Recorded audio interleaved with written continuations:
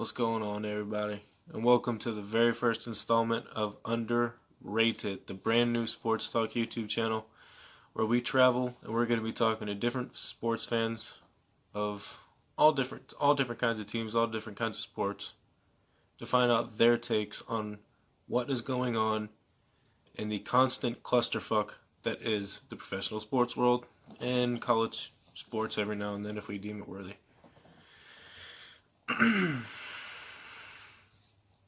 First off, I would like to apologize. We were having some technical difficulties trying to get this video edited and uploaded. I don't know what the fuck was going on, but I think we might have gotten it figured out. We're going to do one very long, continuous stream to get this first video uploaded like I said it would be because I'm a man of my word and fuck technology. But the little bit of time off, the little bit of time trying to figure all this shit out did do me a little bit of good because I did get a quote. I got a quote from a local Patriot fan. And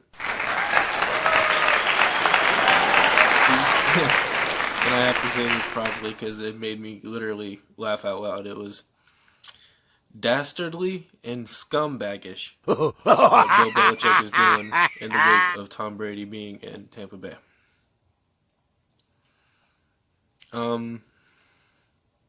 That y'all just had to hear that because that shit was funny to me. We're gonna get onto our very first topic of the day, which is Andy Dalton to the Jaguars. Didn't see that coming. Didn't see it coming. I heard it was being talked about around maybe a couple days ago, but I just didn't believe it because if you're tanking and you're tanking that bad, why go after a guy like Andy Dalton, who's actually pretty good? Why not just stick with the 6-round Minshew mania and watch your 2 games you win? I mean, if you're really tanking that hard, Andy Dalton's not the right move. I figured he would be a New England Patriot by his own accord. I mean, he's a good fit there. He's got the brain, really good arm talent.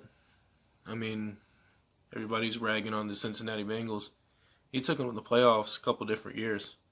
Doesn't have a great record because they're not really a great team. And once you get to the playoffs, standards kind of go from up here to, oh shit, it's like Space Jam. But he's a decent quarterback, and he's going from, hey, I played in Cincinnati. They're pretty shitty. So let's go to Jacksonville. It's also pretty fucking shitty. Instead of going to New England and getting good coaching. Maybe New England didn't want him. But I don't see him not wanting to go there. And if you're trying to tank, Belichick is teaching everybody how to fucking tank right now.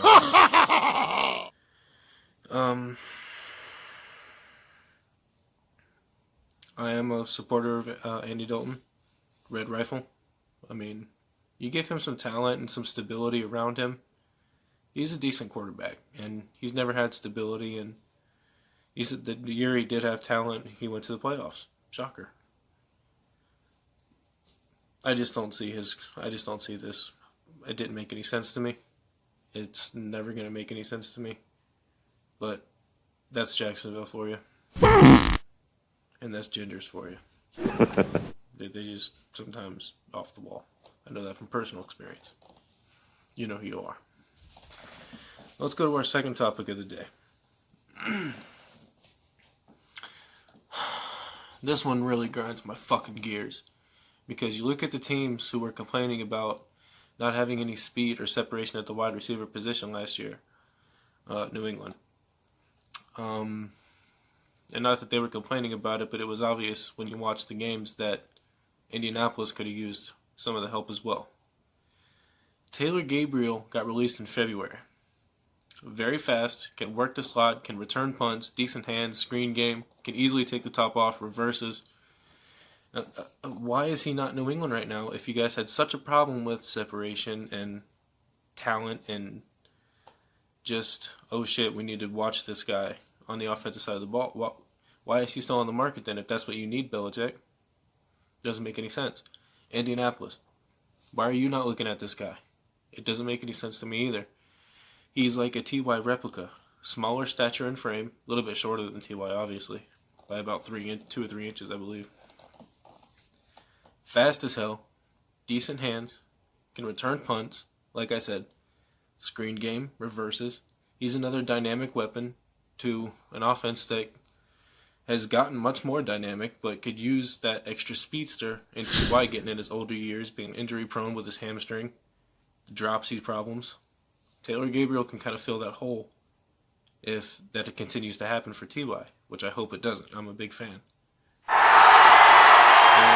The reason, unless this guy has some serious character problems, or he's just asking for way out of bounds money, which I can't believe, being he's kind of bounced around a tiny bit, I don't understand why people aren't just taking a 1 or 2 year risk on this guy, because I think he deserves it, considering the teams that desperately need what he can offer.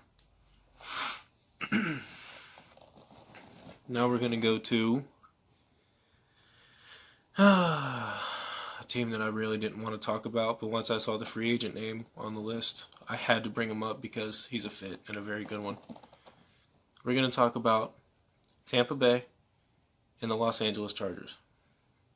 They both could really need a free agent by the name of Devonta Freeman. Why is he still on the market? He can tote the rock, he can catch the ball, he can help out a younger quarterback in Justin Herbert or a stopgap in Tyrod Taylor. He can be a future in LA with all those weapons. You're trying to upgrade the offensive line, I respect that. Now you need to have a little bit more help with Austin Eckler in the passing game at running back, and to help do that. So that I don't understand. But sorry about that. By the way, I got something on my feet. But he could really help out the Chargers. I don't understand why you can't at least bring him in for a workout, maybe give him a 1-year offer on a deal, and see if he can at least help the progression of a young quarterback. Tampa Bay, why are you not trying to bring him in and bring in depth at the position of running back, which you kind of need, which is weird to say because you have weapons all over the offensive side of the ball. He could really help out. And a guy who's kind of been through the shitter so far, you could probably get him on a 1-year, 2-year offer and get something good out of him. I don't understand why that's not being a thing. But that's professional teams for you, I guess. Sometimes you don't know what the fuck they're doing. Another guy, another topic. Bring us into our next. Why isn't he signed yet? Jordan Reed. The tight end. A little bit Vernon Davis-like. New England needed a tight end last year in the wake of Gronk's retirement and not having any weapons on the offensive side of the ball. So why the fuck are you not going after guys like Taylor Gabriel or Jordan Reed? At least not on a 1 or 2 year deal apiece. They can at least help out the progression of a young quarterback, Stidham, or as I know him as, Jordan Fuckboy. I don't get it. The guy's got a little bit of talent. He can produce. I mean, he's better than what you got. I know you took some guys in the draft, Belichick, but Jordan Reed's a produce now guy. He's a veteran. He's a guy that can come in and learn the offense probably kind of quickly. Why not try him out?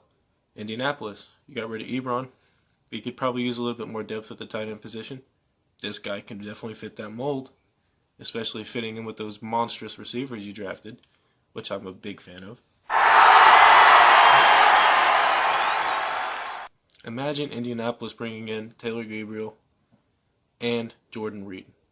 Gives us depth at the wide receiver and tight end position, which we kind of need right now. Gives us extra dynamic possibilities. I don't see why this isn't a thing. And not to mention that, you brought in a young running back. Why wouldn't you want Jordan Reed with Jack Doyle to help set the edge on the other side to help get that extra 5 or 6 yards on the run, or 2 or 3 yards even, whatever it is. I'm hoping for 1,400,000 rushing yards, or 1,300 or 1,400 rushing yards out of Jonathan Taylor this year. We're gonna need some blockers.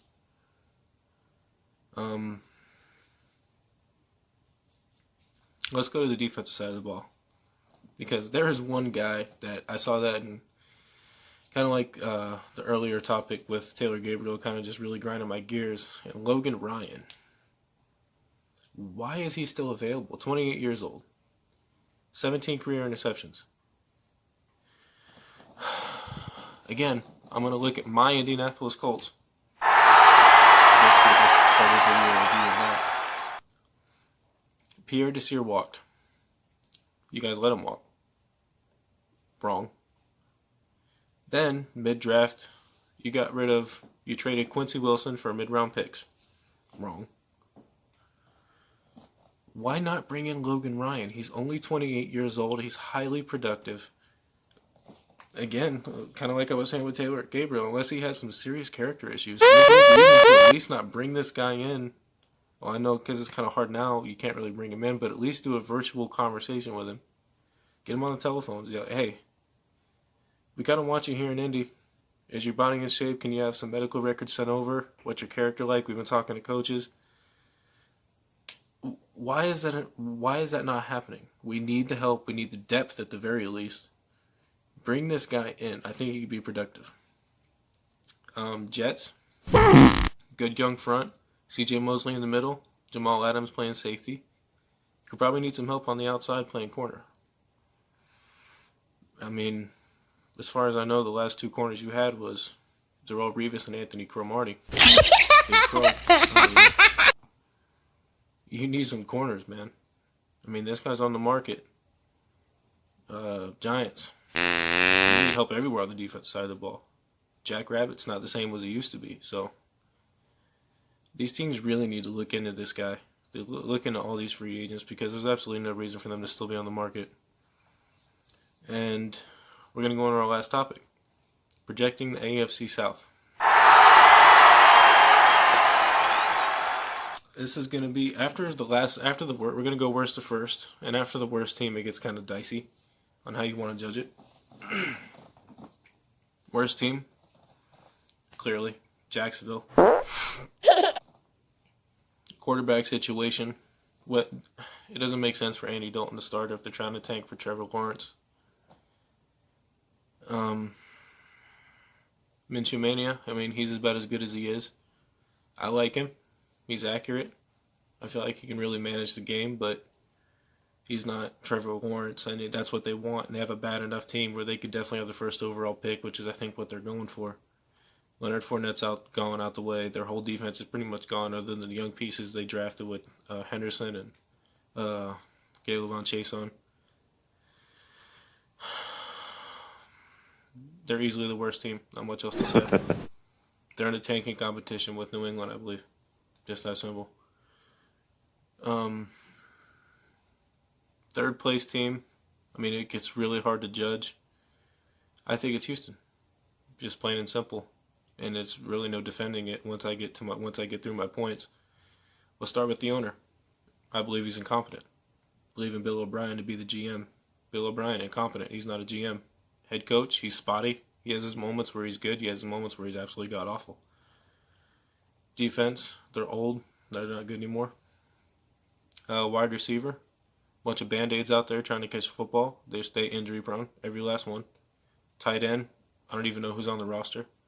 Offensive line, we'll just say Deshaun Watson will be on his ass 60 times. He'll be sacked about 60 times.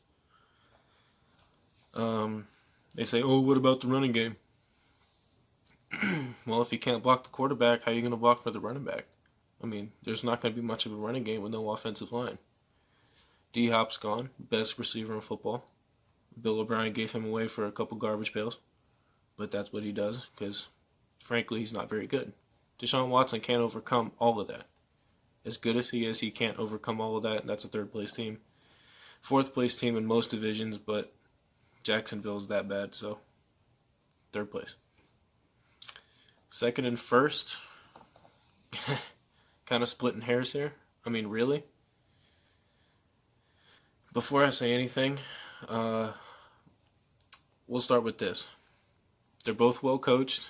I believe they both have a very good front office. They're both up and coming on the defensive side of the football. I'll probably give that edge to Indianapolis after they acquired DeForest Buckner. Darius Leonard's up and coming. He's absolutely amazing. Malik Hooker's great. We still have Justin Houston who can get to the passer. We have Kamiko Terrain, Danico Autry. Xavier Rhodes is there. If he can be a shadow of what he was covering the outside, we'll be all right. So I'd probably give the edge to us on that. But it's really kind of hard when you look at the coaching with Mike Gabriel. I mean, he really gets his defensive guys up and ready to play.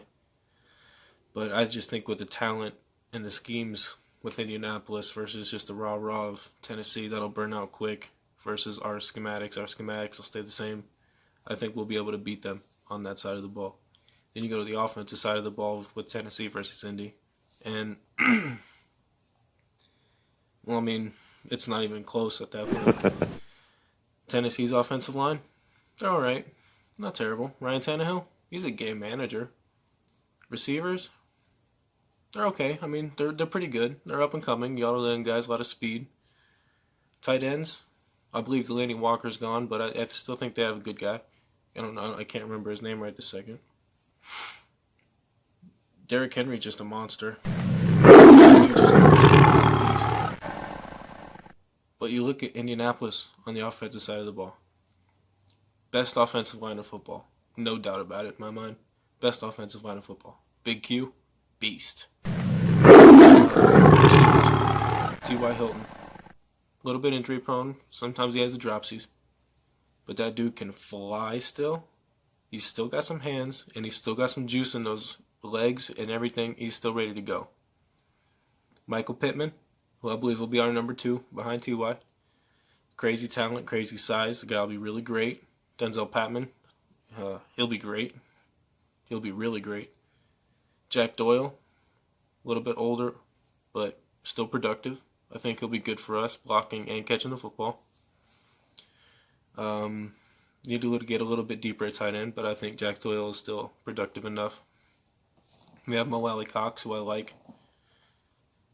I believe we still have Mo Alley Cox. Running back, Jonathan Taylor, Marlon Mack. Marlon Mack was a 1,000-yard rusher last year, and I thought that was the bare minimum left. We could have had a 1,600-yard guy if we had a top-tier running back. And I believe Jonathan Taylor can really come in the league and step in the top 5 running backs of the league. He's that good. With our offensive line leading the way, I really see 1,500 yards coming out of this guy. He's that good. So,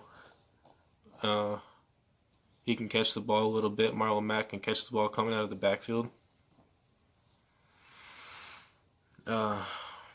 Phillip Rivers, I mean, he scares me, but all he's got to do is just not throw 15 fucking interceptions. If he can keep that down to 11, 10, it's going to be hard to keep him in single digits, but if he can keep it around 10 or 11 interceptions and not put up what he did, 15 or 16, it's going to be hard to overcome.